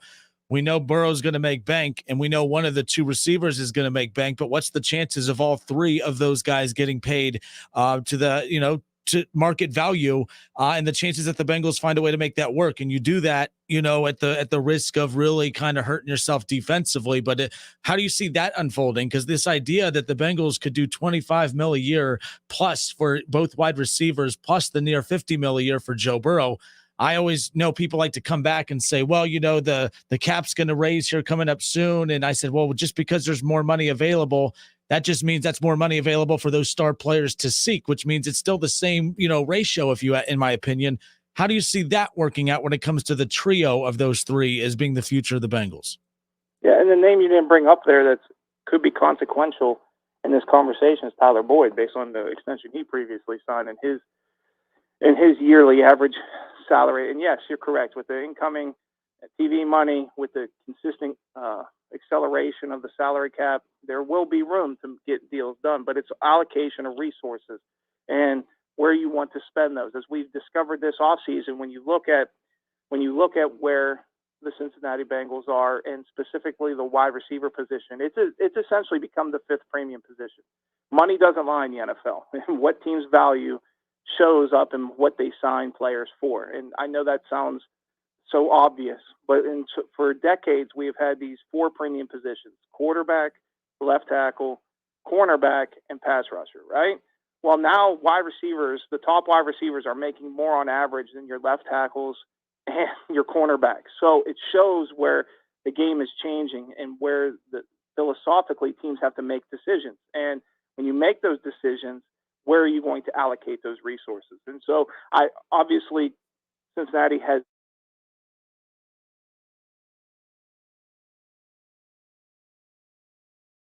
my opinion, outside of maybe getting some chemistry figured out with the new offensive linemen, outside of that,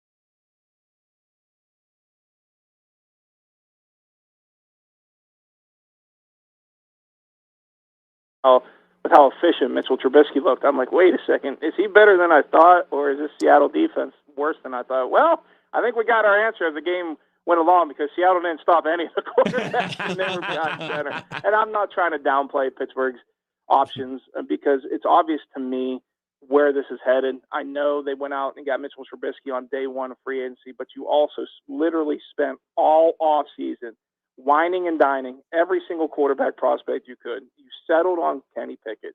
Pickett was the only first-round quarterback. By the way, the only quarterback to be drafted in the first two rounds.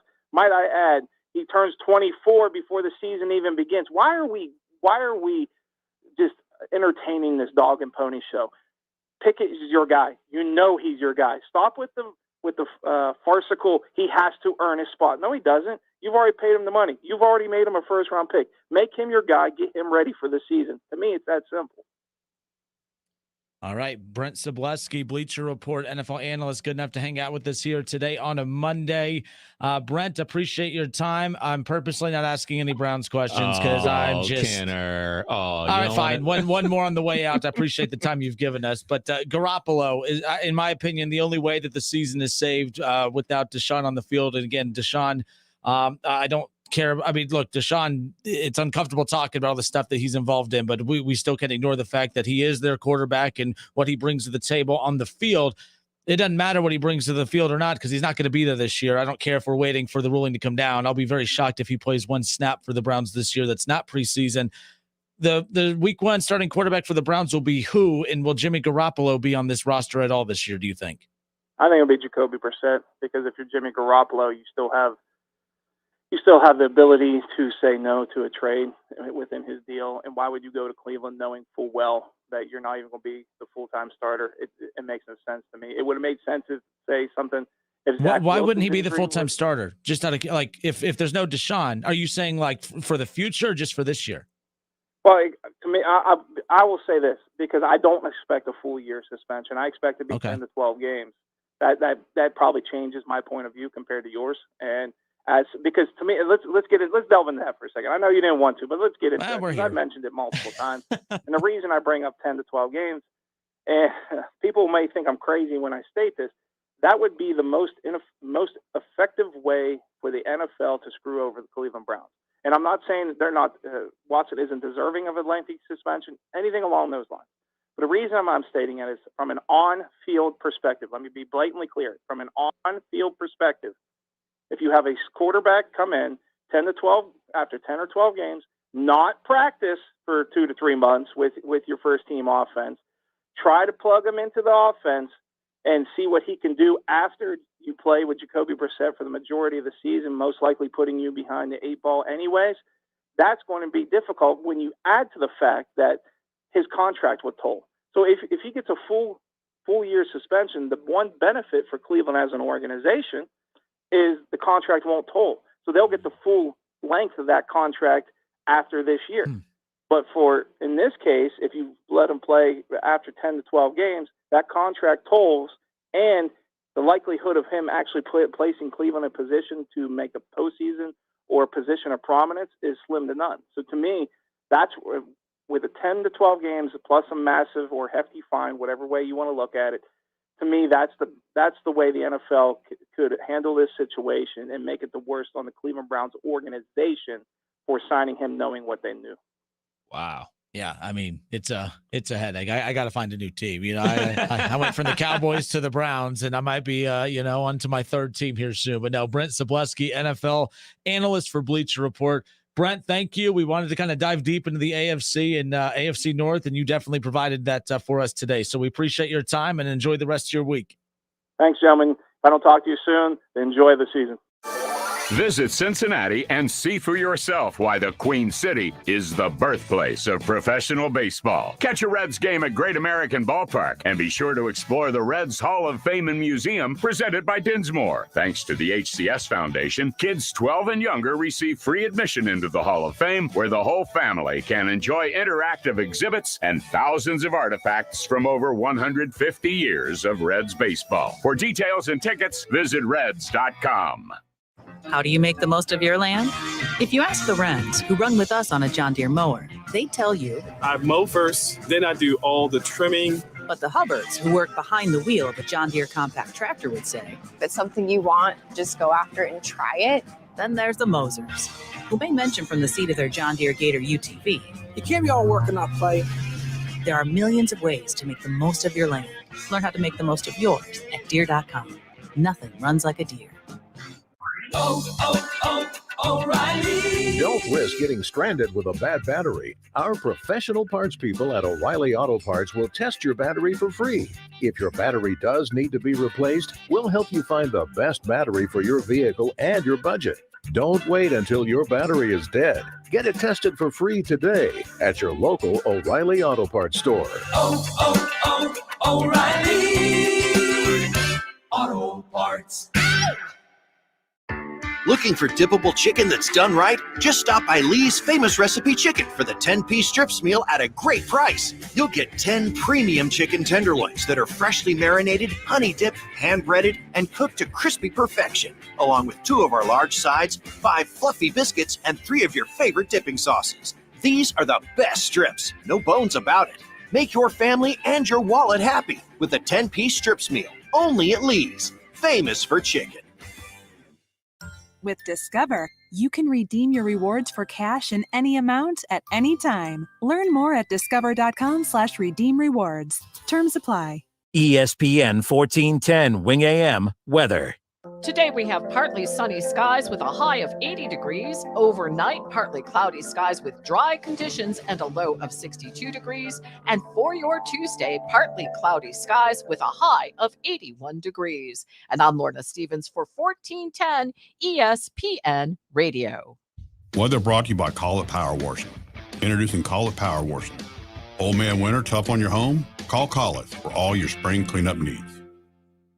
It's official. When it comes to pizza, Marion's Piazza serves the very best. In over 40 local surveys, Marion's has been voted Dayton's best pizza, and Marion's has also been ranked #1 in the nation by Pizza Today magazine. Every award-winning Marion's pizza is generously prepared with your favorite ingredients. So treat your appetite to the finest pizza around.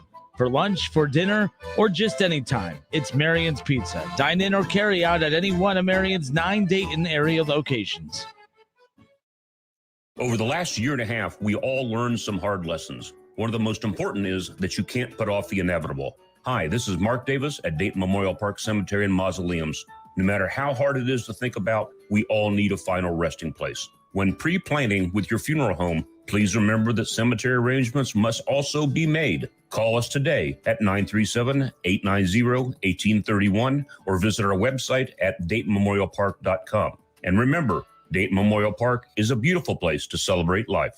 You have empty office space to fill or home office to create. You know what you need. You know what you'd like. But you also have a pretty good idea after you've shopped around the usual places what you need and what you like might not happen. Well, then you haven't been to Charles Larrick's Warehouse Outlet. Nobody has their selection. Nobody has their discounts. And every week, there's something new. If you need office furniture, Larrick's Warehouse Outlet can sell it to you for half the price and below manufacturer's selected prices. Half price and below on hundreds of items. Selection from budget to the best. Really, desks from $50 to $5,000. Filing cabinets from $25 to $500. Before you go anywhere else, do yourself a favor and come to Larrick's Warehouse Outlet. With 25,000 square feet of selection, you're not going to go anywhere else. Larrick's Warehouse Outlet at 23 McOil Avenue, Dayton. Open Monday through Friday, 9 to 6. Larrick's, continuing the tradition.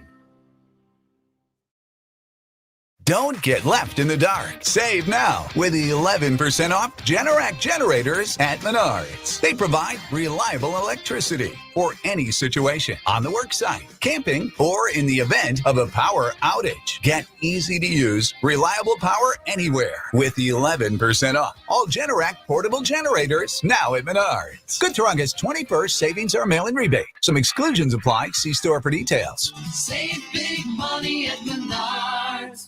Finding great candidates to hire can be like, well, trying to find a needle in a haystack, but not with ZipRecruiter. Its powerful technology actively finds and invites qualified candidates to apply to your job. So while other companies might deliver a lot of hay, ZipRecruiter finds you the needle in the haystack. See why 4 out of 5 employers who post a job on ZipRecruiter get a quality candidate within the first day. Try ZipRecruiter for free at ZipRecruiter.com/free. That's ZipRecruiter.com/free.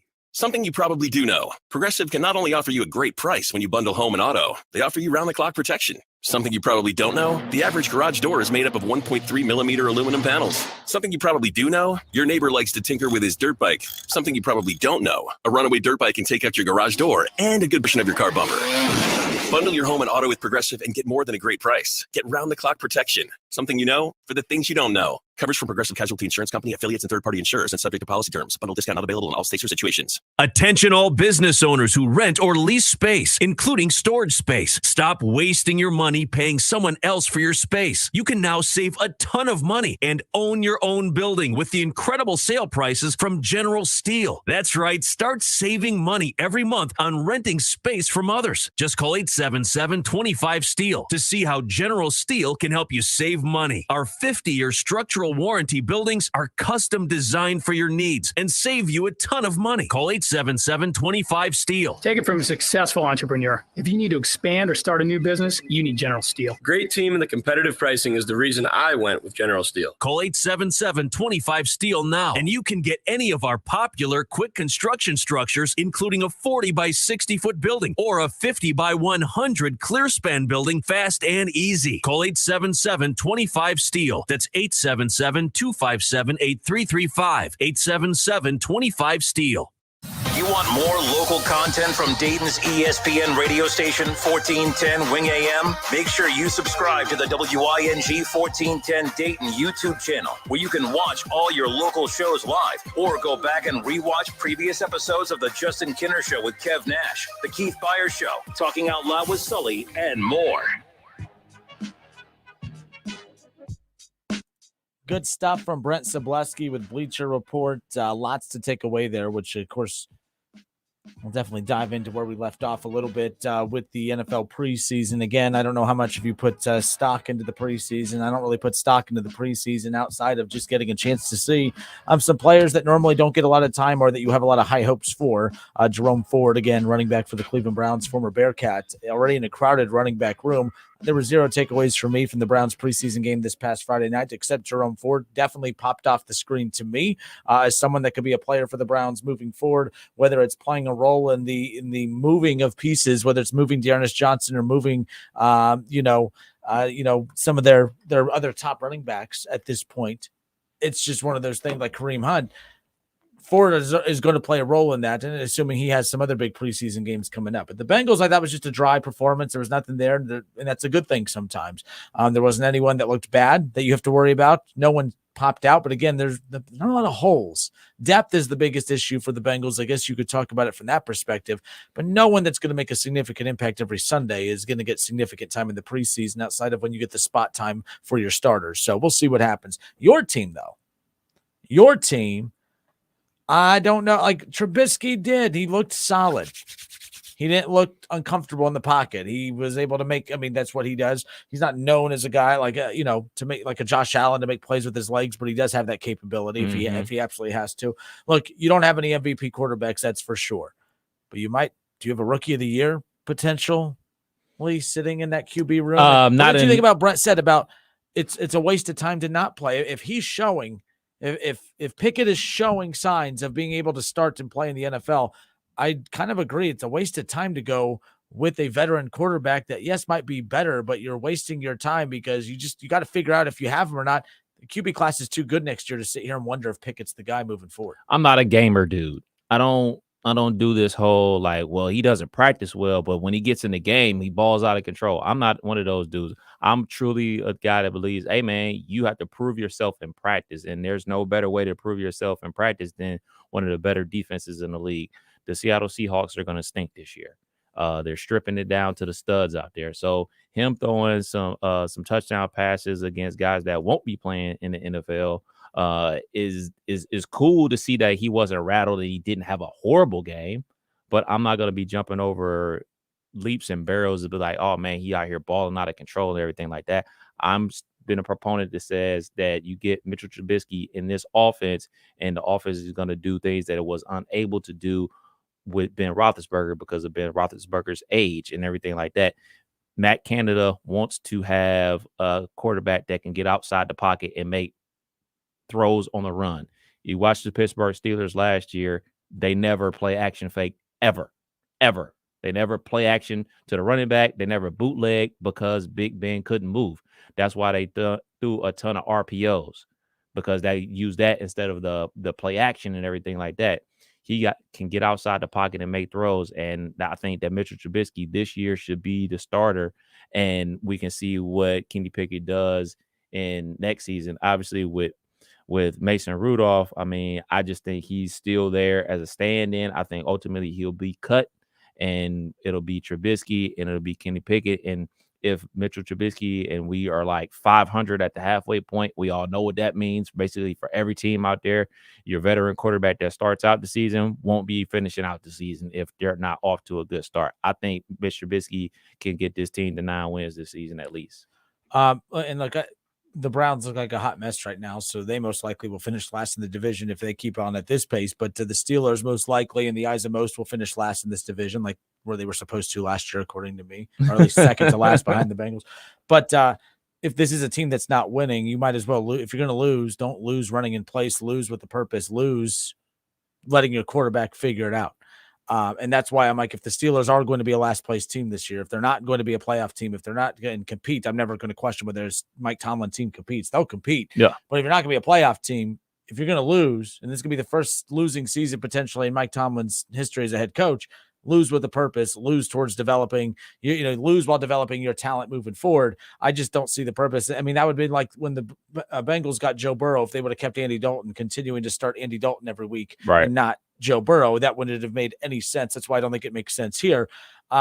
You're right, but about the, it's preseason. He's not going up against anyone significant, but we also know when quarterbacks don't play well against anyone significant, the preseason means nothing as far as that's concerned. Last year at this time, all the reports coming out of Bengals camp were, man, the offense they look so behind. They look horrible. They do not look good at all. Their penalties, turnovers, Jamar Chase dropping the ball, everything. Regular season starts against actual defenses for 4 full quarters, and look at the start to the season that they had.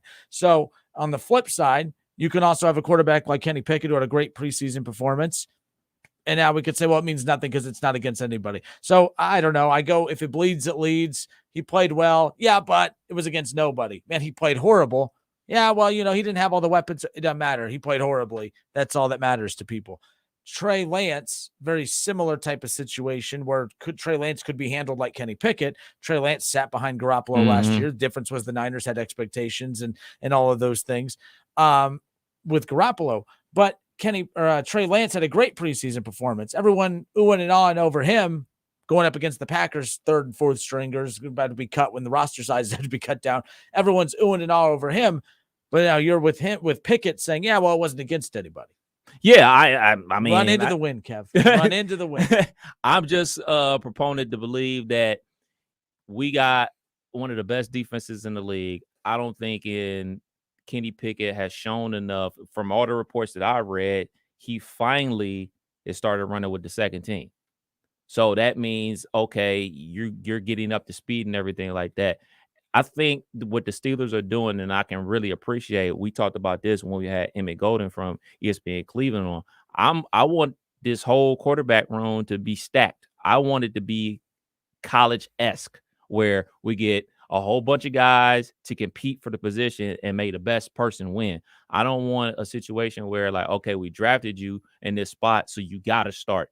The cool thing about the rookie cap is, back in the days where when you were drafted first overall or first round, you make more money than everybody else. Now that you have this rookie wage scale, they can move off the contract pretty easily and everything like that. We saw this happen with Josh Rosen when he was drafted in the first round, and then they were so bad they had the first overall pick, and then they weren't. The very next year they drafted Kyler Murray and everything like that. I don't have any problem with this. I prefer them to draft somebody else over Kenny Pickett because they signed Mitchell Trubisky. I just think Mitchell Trubisky provides them a better opportunity to win this season. And just like we always say, going into the season, going on paper, oh, this should happen, this should happen, this should happen. And then the games actually play out, and then we end up with a situation where they're 9-7-1 and they sneak into the playoffs. So I think that they're in a good spot because not only with the defense, but I think they're going to be very explosive at wide receiver this year. I think we're going to be super explosive with Deontay Johnson and George Pickens. And if Claypool can shut up, I think they'll be super explosive on offense this year. 518-1410, 518-1410. That's the number. If you want to jump in on the conversation, we just heard from Brent Sobleski, NFL analyst for Bleacher Reports. I kind of sided with him more on the Kenny Pickett thing from the standpoint of, if Trubisky is not your quarterback of the future, what are you doing? But who's to say that just because he's not the quarterback of the future doesn't mean Kenny Pickett is either. Right. Kenny Pickett was drafted with the hopes of being the QB of the future, hoping that of the poor quarterback class that was this past draft, hoping that he could be the best of the best. The guy that I've been most impressed with of all the new faces, if you will, Malik Willis looked great. And we talked about him last week. Malik Willis, I thought, looked really solid for the Titans.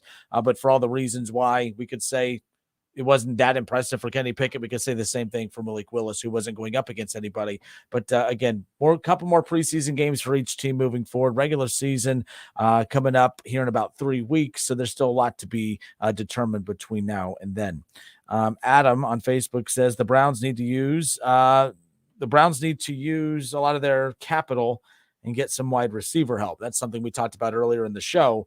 All the talks of any pieces that they have to go get Jimmy Garoppolo right now, it doesn't matter who your quarterback is. That receiver room looks very, very bare right now. Very bare. It's funny you bring that up because I'm looking at the remaining free agent wide receivers out there. Will Fuller, T.Y. Hilton, Cole Beasley, Emmanuel Sanders, Allen Hurns. Damn, you could put together a very good receiving core right off the bat. Deshaun Jackson, OBJ, DD Westbrook. So those are some of the guys that are still out there on the free agent market. Any of those guys that you want to bring in to catch some passes? If Garoppolo is my quarterback, yes. Emmanuel Sanders, that would be interesting. That's the guy he overthrew in the Super Bowl, if you remember that. I would love to see him overthrow. I would love to see him overthrow Emmanuel Sanders in the Super Bowl this year. Sure, why not? I think the Browns have $47 million cap space available right now.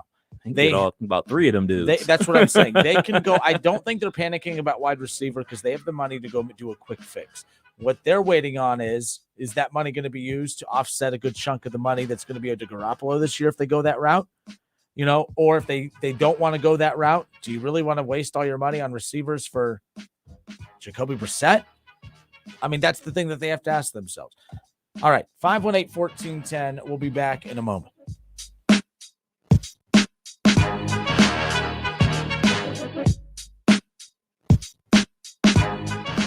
It's the Justin Kinner Show with Kev Nash. Justin, you're awesome, baby. Right here on 1410 ESPN Radio.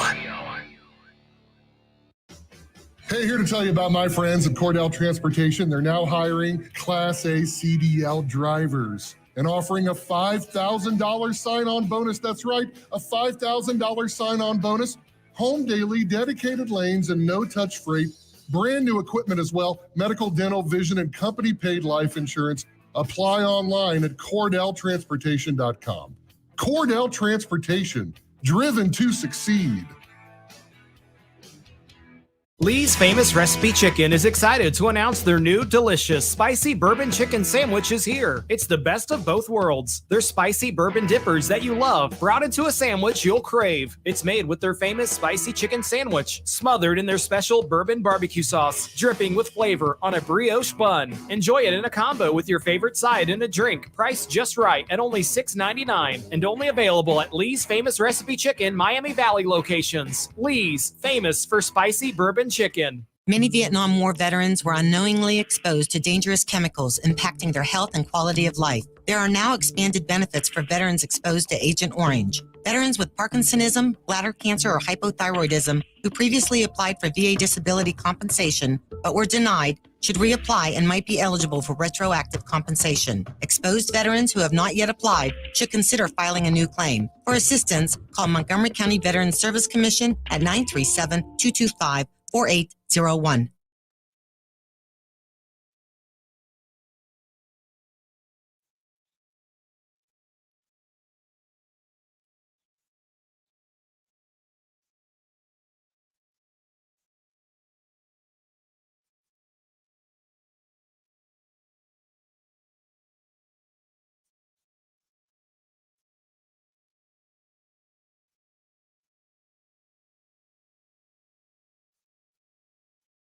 Don't put it off any longer. You know it's time. Time for a bathroom upgrade by Bath Creations. Bath Creations is a leader in bathroom renovations, providing the very best value in bath and shower remodeling, and proudly made in the USA.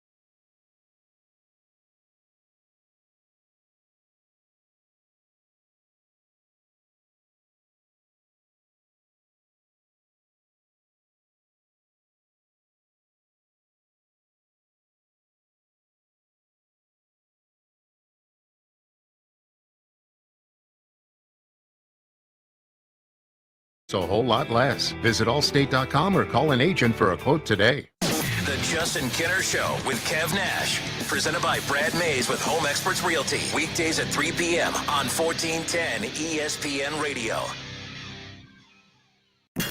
On Twitter, make sure to give us a follow. Search 1410 Kinner for Justin Kinner on Twitter. That's 1410 KINNER. And ESPN Dayton for the station Twitter handle. Justin Kinner, Kev Nash, back with you here on 1410 ESPN Radio. Baker Mayfield made his starting debut, kind of, for the Panthers over the weekend, preseason action. Panthers won. He looks like no touchdowns, no interceptions, no turnovers. A couple nice completions. Is what it is. But of course, what had the old Twitter machine buzzing over the weekend is that the NFL put out just a picture of Baker Mayfield on social media saying Baker in blue, and OBJ commented on the bottom, and of course, and it says "Go Shine" with a bunch of exclamation points after.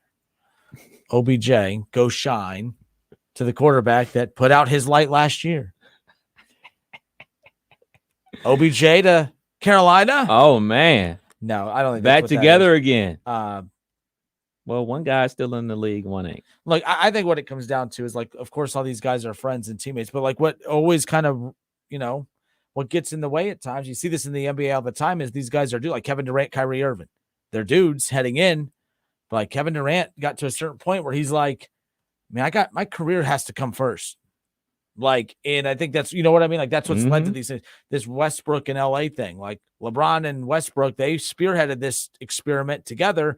Now LeBron's having to try to find a way to disconnect a little bit. I think that was OBJ and Baker, because they really were close. I mean, they spent as much time together in the offseason as they could. They worked out together constantly, and ultimately OBJ had to do him. That has that gets that cancer label in a locker room and all that. And although I do think that the dislike for Baker offset the dislike for OBJ, OBJ came out as the victor in that. I mean, he's a Super Bowl champion now. Mm-hmm. I don't think there's bad blood between them. I think Baker might hold a grudge against him, and maybe he should, but at the same time, it should also be realistic that, hey, whether it was you, yourself, or the offense itself, something was holding OBJ back. What's holding OBJ back doesn't have to necessarily hold him back. He can go to Carolina and ball.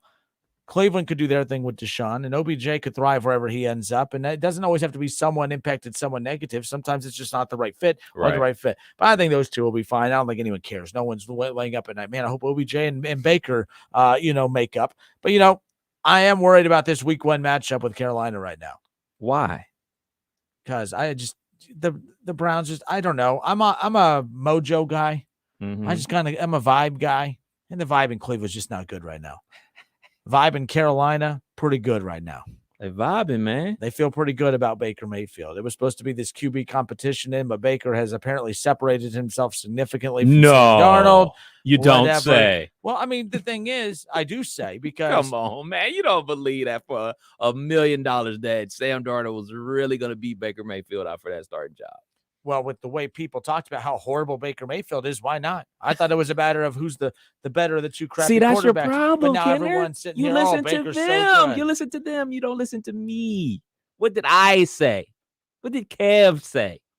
I know you said something wrong one time. I'll remember. Very highly unlikely. Yeah, see, here's the notepad that has everything that Kev has said that was wrong. Oh, I am wrong occasionally. I was not going to be wrong about this one. Sam Darnold is not a good quarterback. Well, look, I'm not saying that he was a good quarterback. I was defending my dude Baker from the time that everyone was like, well, no, it's going to be a quarterback competition. It's not going to be a quarterback competition. Not even a year and a half ago, I said Baker was a top 10 quarterback. I don't believe he's a top 10 quarterback now, but I mean, my goodness, if he goes to Carolina and balls out, does some good things there. He has some weapons. I don't think his roster's as full as what it was in Cleveland, but football would be, football's a weird game though. The Bengals had no business being in the Super Bowl last year with the quarterback getting sacked 70 times. The game tells you have to have an offensive line. If you don't have an offensive line, you cannot win in this league. The Bengals said, hold my beer or hold my wine or whatever it is that they drink over in Cincinnati. The Panthers, you don't have an offensive line. You don't have as many weapons as you did in Cleveland. Football's a weird sport. He can go and ball out. Carolina be one of the top teams in the NFC this year. And I still think Carolina makes the playoffs this year. The NFC is not very deep. So we'll see what ends up happening. It could just be, he looks good compared to the other bad quarterbacks. But right now, all reports out of Carolina, Baker looks really good and has actually learned the offense very fast. He's basically the playbook has come kind of natural to him, but that's always been a thing about Baker. The X's and O's do come easy to him. He does memorize a playbook very fast. It's just been the intangibles out on the field that has kind of been his downfall at times, how aggressive he can be. We'll see. I don't know. Look, the Panthers aren't winning the Super Bowl this year by any means, but I'm worried about week 1. Defense for the Panthers is nasty. You got Brian Burns coming off the edge. You got J.C. Horn coming back from that knee injury. You got Shaq Thompson as well. They got some dudes on defense that can cause havoc, especially Brian Burns. You talk about the weapons. I think they got some good weapons. I think they're in a better position than most people believe they are and everything like that. But I just think they'll be solid. I don't think they're going to be out there world beaters and winning 12, 13 games or anything like that, but they ain't gonna be no pushover. And to be honest, man, if Sam Darnold wasn't such a big cap hit, I don't think he would make the roster. I think PJ Walker is a better quarterback than Sam Darnold. And they obviously spent a 4th, 5th round draft pick on my guy from Ole Miss, Matt Corral. Matt Corral, yep. So, yeah, I mean, just Sam Darnold, man. Like I said a couple weeks ago, man, the only time Sam Darnold's been better than Baker Mayfield is in recruiting rankings. Baker Mayfield was good as a true freshman, as a walk-on at Texas Tech. Helped his team get to the playoffs at Oklahoma. First overall draft pick for a reason. I just always thought Baker Mayfield was better than Sam Darnold. Seeing Sam Darnold play against Ohio State defense that was suspect and played like crap in the Rose Bowl. So, hey, man, not a Sam Darnold dude. The other interesting thing, too, is I look at the offense in Cleveland right now. Look, Jarvis Landry, even if the Browns had brought Baker Mayfield back, Jarvis was out, OBJ was gone. They did go get Amari Cooper, obviously. But, everyone says Baker, man, they had every weapon you could think of in Cleveland. The only thing that I think that he had in Cleveland that's better than what the Panthers have right now is offensive line. Kev, you look at DJ Moore is really good. Mm-hmm. Christian McCaffrey is really good. Robbie Anderson's really good. Rashard Higgins, if that's your 3rd best wide receiver. Somebody he has already a relationship with. I think you can argue that Baker actually has better consistent weapons in Carolina than he did in Cleveland outside of the offensive line. So that's why I said earlier, football could just prove to be such a weird sport, like where nothing makes sense coming up because Baker could ball out these 3. I mean, Carolina can really shock some people. The thing is, the team that I think can really shock people is the Saints. The NFC is getting this label as a very bad division. It might be, but I don't think it's as bad as people think. I just think all the offseason excitement and the new flashy stuff is over in the AFC. But I love this Carolina offense a little bit. I'm kind of intrigued by it. You talked about the defense. With that defense and the offense that Carolina has, I think they could be a 9 to 10 win team this upcoming year. But it all matters. It depends on who Baker is. And I've done this game before and lost with Baker. So maybe I shouldn't go there. But your thoughts on that when I said you look at this Carolina offense, Christian McCaffrey, Nick Chubb, fantastic. Okay, the run game. So he has that again. Yeah. And McCaffrey is very valuable in the passing game as well, by the way. DJ Moore, Robbie Anderson, talked about Rashard Higgins and stuff. So, the bottom line is, I don't know. I feel like he has better weapons for the passing game than he did in Cleveland. Yeah. These are things that aren't predicated on anything, but you can go back to Christian McCaffrey. I like Christian McCaffrey, but he always hurt. Well, not always hurt. Since he's got paid, he's got hurt. So you look at Matt Rule, their head coach. This is his 4th, 5th year at the job out there. He's an offensive guy. He's a college guy. So my question, I haven't seen the Carolina Panthers. My question is, are we going back to more of a run and shoot type of situation, kind of like how they ran at Oklahoma and Texas Tech, where Baker Mayfield was at his best? Is that the situation we're going to be seeing under the Carolina Panthers? If so, I'm with it. I think Carolina, what they're going to do is Baker will turn the ball over. He's going to be a poor man's Brett Favre, which is kind of what the tape was telling you when he was coming into the league. And I don't know if a poor man's Brett Favre that's not what you want to build your franchise around long-term. But if you want to talk about how to win and win now, look, they drafted Matt Corral. You have Sam Darnold. You just traded away assets and spent money to get Baker Mayfield. this team isn't positioning themselves to lose to get one of the top quarterbacks in the draft coming out next year. So give Carolina that. They're trying to win and win now, and they're trying to maximize the most of what they have on this roster right now, because they could have hit the rebuild button. They could have moved on from McCaffrey. They could have moved on from everybody, blown this up, and did what the Seahawks did. Instead, they're locking in. All right. So, I mean, who knows what's going to have to do. Brad May says Terrence Marshall is a dog too. Terrence Marshall, another weapon. So I think that he was on that LSU team that won the chip too. Not going to be as exciting. I mean, look, it just, I don't know. It doesn't have the flair that Cleveland had on paper, but maybe that's what Baker needed. The pressure is going to be off because there's less flair on paper than what he had in Cleveland. I think the offense is more suited for Baker to pass the ball. Doesn't mean I think the Browns suited the offense for Baker to protect him from himself. I think Carolina is going to say, we're going to unleash him and we're going to live and die by Baker. Probably not the smartest move, but it might be the only option they have, because Sam Darnold last year just did not look the part. He looked like what a backup quarterback looks like, a guy that, well, he just, I don't know. I'm just not a Sam Darnold dude. I think Baker gives him the best shot. It'll be interesting. That's for sure. Kev, big night tonight. Yes, sir. Oh, yeah. It's going down. Series finale. Better Call Saul. Saul gone. What are some of your predictions, man? I don't know. Because I got my hot take. Your hot take? Yeah, man. You know that song by Akon? Locked Up? Oh, yes, absolutely. So, Carol Burnett's a badass. Yes. She played a big role in this. My predictions for the finale tonight of Better Call Saul. I don't have them. This has been such an unpredictable show. Usually I'm very good at like connecting dots and doing all the theories. I can't do the theories with this one. I have no clue how they're going to end it. I have no idea. He's getting locked up, yo. Oh, so that's not, getting locked up. Going with the Akon thing again? Yeah, he's getting locked up. He's going to get locked up. You know, on Breaking Bad, Heisenberg met his demise. We can't have a bad guy get off. He's getting locked up. Locked up. Throwing away the key. All right, but enough about the Cleveland Browns. We'll be back in just a moment.